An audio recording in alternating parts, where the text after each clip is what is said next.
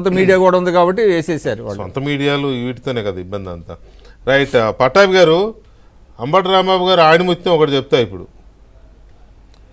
పోలవరం కాంట్రాక్టర్లను మార్చడం వల్ల నష్టం జరగలేదు, ప్రాజెక్టును పూర్తి చేసి ఎన్నికలకు వెళ్లాలన్న తొందరలోనే నష్టం జరిగింది.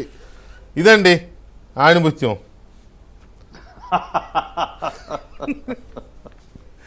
అసలు ప్రాజెక్టును పూర్తి చేసి ఎన్నికలకు వెళ్లాలన్న తొందరలోనే నష్టం జరిగితే వర్క్ జరిగి ఉండాలి కదా.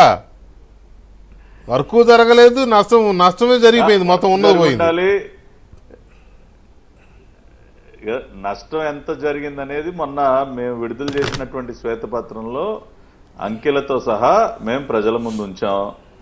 దాదాపుగా కాంట్రాక్టర్ని మార్చడం వల్ల, అంచనాలు పెంచడం వల్ల వీళ్ళు అదనంగా దాదాపుగా 6,000 కోట్లకు పైబడి దోచిపెట్టారు. దానికి ఇప్పటి వరకు జవాబు చెప్పట్లా. మొత్తం అందరూ కూడా మూతికి ప్లాస్టర్ వేసుకుని కూర్చున్నారు. ఇప్పటి వరకు మా పోలవరం వైట్ పేపర్ రిలీజ్ చేసి దాదాపుగా 1 వారం అవుతుంది. ఒక్కళ్ళన్నా పాయింట్ టు పాయింట్ దాని గురించి మాట్లాడారు లేదు. ప్లస్ ఎవరు మాట్లాడతారు సార్? మాట్లాడితే ఇట్లాడితే దాని మీద ఎవరు పడతారు? మాట్లాడలేరు. అది మాట్లాడాలంటే అంబటి రాంబాబు గారే మాట్లాడాలి, ఇరిగేషన్ మినిస్టర్. ఆయనే చెప్పాడు కదా, అది నాకే అర్థం కాలేదని. ఆయన కాదు, జగన్మోహన్ రెడ్డి స్వయంగా అసెంబ్లీలో పోలవరం ప్రాజెక్టు ఇప్పుడప్పుడే పూర్తి కాదు,